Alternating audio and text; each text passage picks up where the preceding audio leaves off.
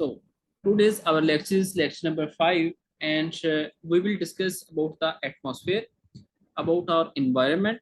ठीक है, हम एटमॉस्फेयर के बारे में जो चीजें हैं वो कवर करेंगे इस लेक्चर में. ठीक है, अब फर्स्ट क्या है कि एटमॉस्फेयर होता क्या है.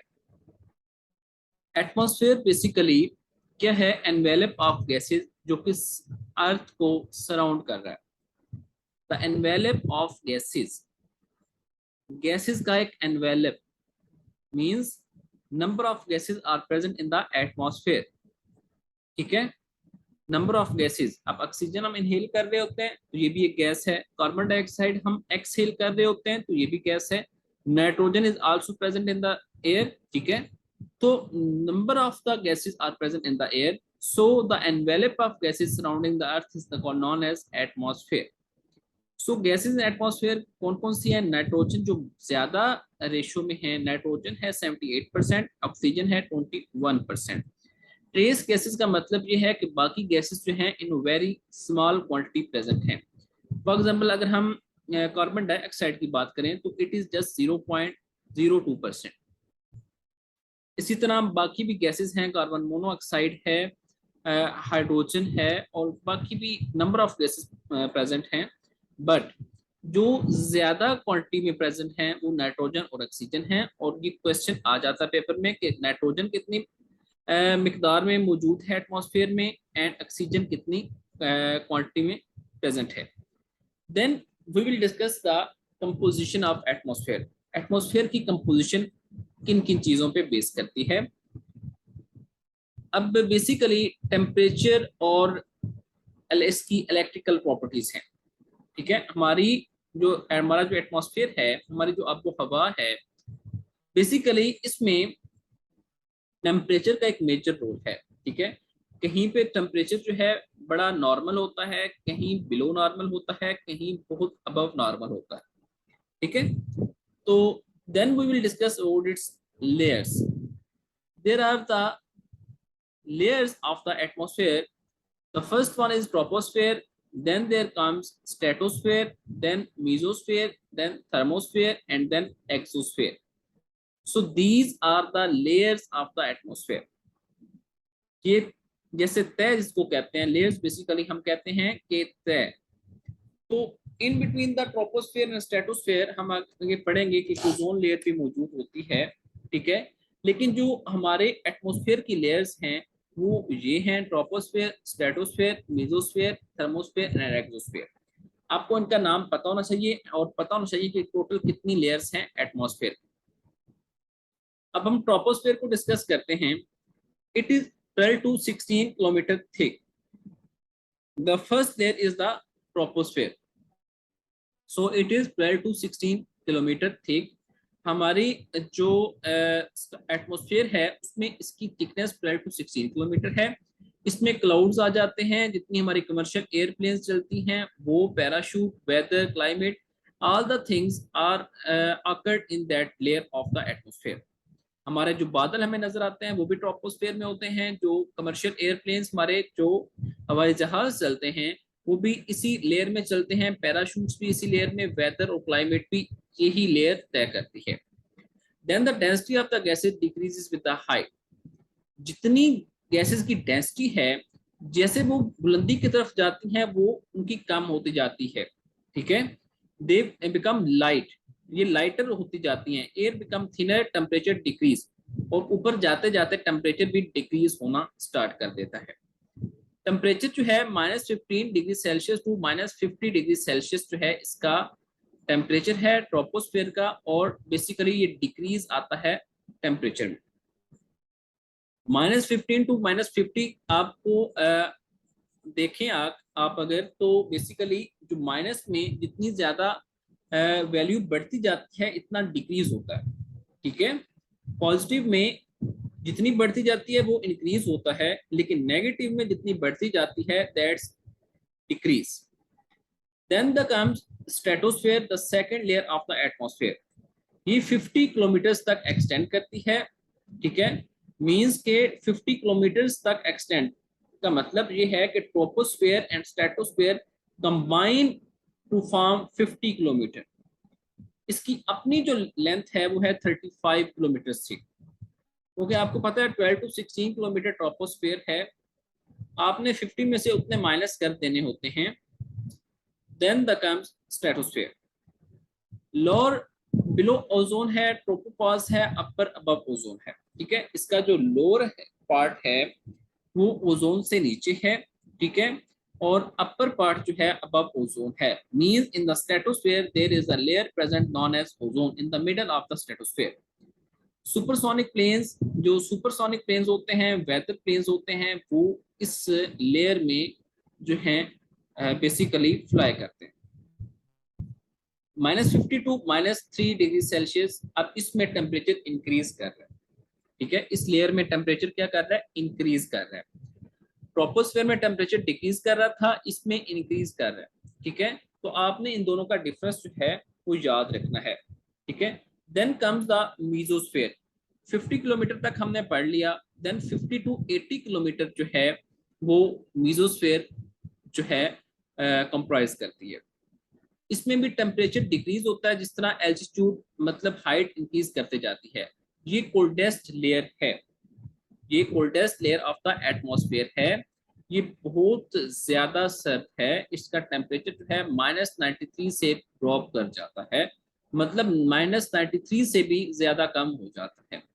मेटेयर्स और rock fragments burn and radio wave travel, मैंने आपको फर्स्ट लेक्चर में शायद पढ़ाया था कि मेटेयर्स जो जब मेटेरॉइड्स जो हैं वो अर्थ की एटमॉस्फेयर में आते हैं तो मेटेयर्स बन जाते हैं, वो बर्निंग उनकी स्टार्ट हो जाती है, तो वो इस लेयर में आके बर्न करते हैं और रेडियो वेव्स इस लेयर में ट्रेवल करती हैं। Then come the thermosphere, therm का मतलब ये है टेम्परेचर, आपको नेम जो है वो बता रहा है कि थर्मोस्फेयर मींस द टेम्परेचर। ठीक है, अबव 80 किलोमीटर जो है थर्मोस्फेयर प्रेजेंट होती है। इसका टेम्परेचर जो है वो 1200 डिग्री सेल्सियस है, वेरी हाई टेम्परेचर। इसमें सैटेलाइट्स मौजूद होते हैं, स्पेस क्राफ्ट्स मौजूद होते हैं, रेडियो सिग्नल्स मौजूद होते हैं। सैटेलाइट्स जिनकी वजह से अब हम क्लास ले रहे हैं, ये भी बिकॉज ऑफ सैटेलाइट्स हैं। ठीक है, सैटेलाइट्स ऊपर स्पेस में भेजे गए हैं जिनकी वजह से सिग्नल्स आते हैं, जिनकी वजह से ये सारा जो प्रोसेस है ऑफ नेटवर्किंग वो मौजूद है। ठीक है, देन द एक्सोस्फेयर, एक्सोस्फेयर का मतलब ये है कि थर्मोस्फेयर से अगला जो रीजन है वो एक्सोस्फेयर है, मतलब वो एक लेयर से निकल गया है। ठीक है, थर्मोस्फेयर से निकल गया है, ये 9600 किलोमीटर तक एक्सटेंड करता है। ये outer limit of the atmosphere है, means it is the outermost. ठीक है, then it contain light gases like hydrogen, helium and satellites जो ऑर्बिट अराउंड द अर्थ करते हैं। ऐसे सैटेलाइट्स जो अर्थ के अराउंड ऑर्बिट करते हैं वो भी मौजूद हैं, और इसमें गैसेस जो हैं लाइट गैसेस हैं, हाइड्रोजन और helium. Then the electrical properties, electrical properties क्या हैं, न्यूट्रल एटमोस्फेयर, जो 60 किलोमीटर कोई इलेक्ट्रिकल प्रॉपर्टी नहीं होती। आयनोस्फेयर 60 किलोमीटर टू 1000 किलोमीटर, मतलब जिधर आयंस होंगे वहां पे ही इलेक्ट्रिकल प्रॉपर्टीज होंगी। न्यूट्रल एटमोस्फेयर जो है वो 60 किलोमीटर से बिलो है। ठीक है, आपको मैंने पढ़ाया कि स्ट्रेटोस्फेयर 50 तक जो है कंप्राइज करता है, मतलब स्ट्रेटोस्फेयर और ट्रोपोस्फेयर दोनों जो लेयर्स हैं उनमें न्यूट्रल एटमॉस्फेयर होता है, उनमें कोई आयन मौजूद नहीं होता। लेकिन इनसे अबव जैसे जैसे जाता जाता है तो आयंस मौजूद होते हैं, इलेक्ट्रिकल प्रॉपर्टीज होती हैं। अब आयनोस्फेयर जो है 60 किलोमीटर से 100 किलोमीटर तक एक्सटेंड करती है, मीन इट इज 1000 किलोमीटर तक एक्सटेंड करती है, और मींस इसमें ऑलमोस्ट काफी लेंथ आ जाती है। अब इसमें यूवी रेज का मतलब है ultra violet rays, X rays, electrons from the sun ionise the atmospheric layers, electricity conduction, ये इलेक्ट्रिसिटी कंडक्टर होते हैं। ठीक है, ये इलेक्ट्रिसिटी को कंडक्ट करते हैं। रेडियो वेव्स जो हैं वो भी यहाँ से रिफ्लेक्ट बैक करती हैं। ठीक है, रेडियो वेव्स भी इधर से रिफ्लेक्ट का मतलब होता है कि किसी चीज के से टकरा के वापस आना। ठीक है, एट डिफरेंट एंगल, तो ये भी रिफ्लेक्ट करती हैं बैक। अब ये बेसिकली आप देखें इसकी पिक्टोरियल तो आपको समझ आएगी कि first is the troposphere, then is the stratosphere, within the stratosphere there is present ozone layer. ठीक है, बेसिकली स्ट्रेटोस्फेयर जो है उसके अंदर ही ओजोन लेयर मौजूद है, देन मीजोस्फेयर, मीजोस्फेयर के बाद thermosphere and then the exosphere. ठीक है, तो ये लेयर्स जो हैं ये प्रेजेंट हैं। Then comes the lithosphere. ये बेसिकली लिथोस्फेयर क्या है, ये शायद मैंने आपको फर्स्ट लेक्चर में भी बताया था कि लिथोस्फेयर जो है ये रॉकी जो जगह है उसको हम लिथोस्फेयर कहते हैं। लिथोस्फेयर बेसिकली अर्थ के क्रस्ट और मेंटल का जो पार्ट है, half of the mental and full crust जो है उसको हम कहते हैं लिथोस्फेयर। अर्थ का, अर्थ के बेसिकली तीन पार्ट्स हैं, क्रस्ट है, मेंटल है और कोर है। क्रस्ट और हाफ ऑफ द मेंटल जो है उसको हम लिथोस्फेयर कहते हैं, रॉकी स्फेयर। ठीक है, लिथो मीन रॉकी। अब लेयर्स जो हैं इनको फिजिकल और केमिकल नेचर पे डिवाइड किया जाता है। फिजिकली अगर हम देखें तो अर्थ जो है क्रस्ट, मेंटल और कोर पे मुश्तमिल है। क्रस्ट जो है 40 किलोमीटर डीप है, मेंटल जो है 2900 किलोमीटर डीप है। ठीक है, और उसके बाद थिकनेस इसकी 2800 किलोमीटर है। सॉलिड है, प्लास्टिक फॉर्म, प्लास्टिक सॉलिड और प्लास्टिक फॉर्म में मौजूद है। कोर जो है 3500 किलोमीटर थिक है। आपको इनकी थिकनेस का पता होना चाहिए। अब क्रस्ट में ओशियनिक भी है और कॉन्टिनेंटल, दो टाइप्स की चीजें हैं। ओशियनिक जो है थिन है, ओशियनिक क्रस्ट क्या है, थिन है। कॉन्टिनेंटल क्रस्ट जो है वो थिक है, मींस जहाँ पे जमीन है जो बेसिकली टेरेस्ट्रियल एरिया है वो थिक है। Then come mental. मेंटल का जो अपर पार्ट है वो थिक है और लोअर पार्ट जो है वो थिन है। इसके दो पार्ट्स हैं, अपर पार्ट थिक है और लोअर पार्ट थिन है। Then comes core. कोर का जो आउटर पार्ट है वो लिक्विड की फॉर्म में है और इनर पार्ट जो है वो सॉलिड की फॉर्म में है। इनकी थिकनेस गिवन है बट आपको थिकनेस करने की जरूरत यहाँ पे नहीं है। जिधर जिनकी थिकनेस करनी है वो मैंने आपको बता दी। आपको क्रस्ट की, आपको मेंटल की, आपको कोर की थिकनेस या डीपनेस आपको पता होनी चाहिए। Then the layers of the earth के बारे में हम दोबारा पढ़ रहे हैं। Physically radius of the earth जो है वो कितना है, 6400 किलोमीटर। ठीक है, अब देखें जो रेडियस ऑफ द अर्थ है, अर्थ का रेडियस एक होता है डायामीटर, एक होता है रेडियस। डायामीटर को हम फुल को डायामीटर कहते हैं, हाफ ऑफ द डायामीटर को हम रेडियस कहते हैं। रेडियस जो है 6400 किलोमीटर है। ये वेरी इंपॉर्टेंट क्वेश्चन है, ये पेपर में आ जाता है। देन द लिथोस्फेयर, ये 100 किलोमीटर थिक है। ये क्रस्ट और upper portion of the mental, मतलब हाफ मेंटल जो है वो लिथोस्फेयर में आता है।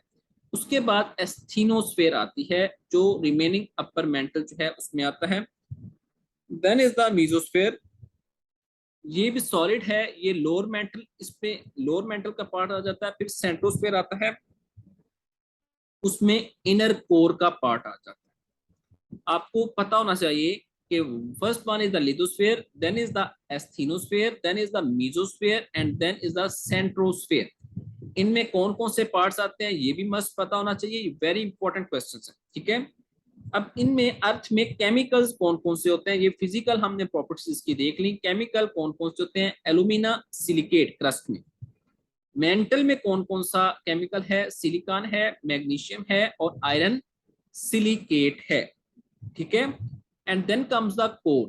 कोर में कौन कौन सा जो एलिमेंट मौजूद है, केमिकल मौजूद है, वो है निकल और आयरन।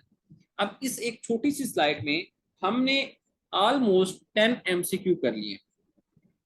रेडियस ऑफ द अर्थ कितना है मस्त पता हो, लिथोस्फेयर कितनी उसकी थिकनेस है और उसमें कौन कौन सा पार्ट आता है अर्थ का, that is crust and the portion of the upper mental.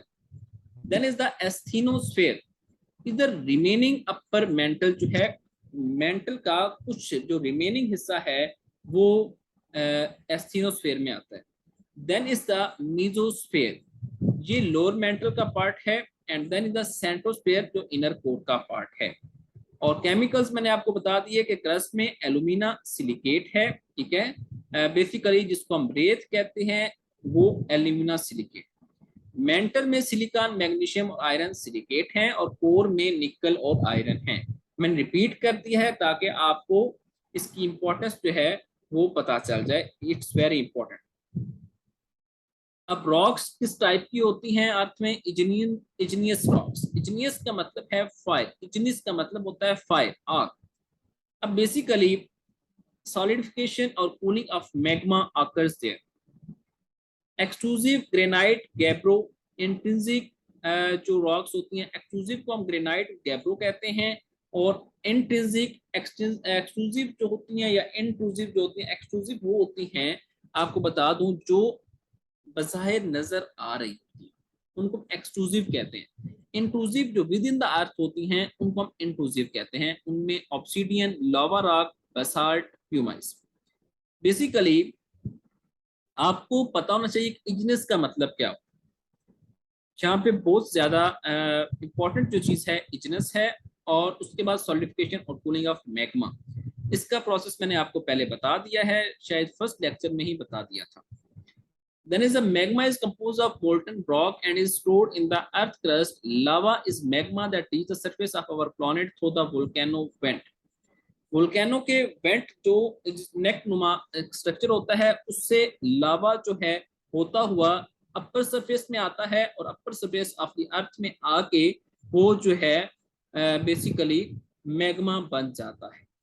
ठीक है, आपको मैं दिखाता हूं इसकी पिक्टोरियल। ये है वेंट पोर्शन। ठीक है, यहाँ से बेसिकली जो मैग्मा है या लावा है, इनको बेसिकली कहा जाता है मैग्मा या लावा, बेसिकली एक ही चीज होती है।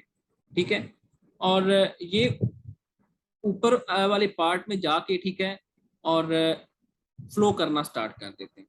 ठीक है, और इग्नियस रॉक्स मीन फायर, और यहाँ पे इनको बेसिकली फायर कैच कर लेती है, और ये यहाँ पे इग्नियस रॉक्स विद फायर जो रॉक बनती है उसको इग्नियस रॉक्स कहते हैं। इंट्रूसिव और एक्सक्लूसिव के बारे में आपको मैंने बता दिया कि within the earth intrusive, exclusive out of the earth. Then the sedimentary rocks आती हैं। पहले हमने इग्नियस रॉक्स के बारे में पढ़ा, then sedimentary, weathering and the erosion of pre existing rocks. Sediments बनते हैं, उनकी ट्रांसपोर्टेशन होती है, देन डेपोजिशन होती है, then layer formation, then pressure, compaction, cementation in the presence of gluing agent. ठीक है, मतलब पहले सेडिमेंट्स होते हैं। सेडिमेंट्स, अब मैं आपको थोड़ा सा इसके बारे में बता देता हूँ। मुख्तलिफ जो सेडिमेंट्स होते हैं, सेडिमेंट्स क्या होते हैं? ये basically, sorry for the disturbance class, there was a network error, we will again start.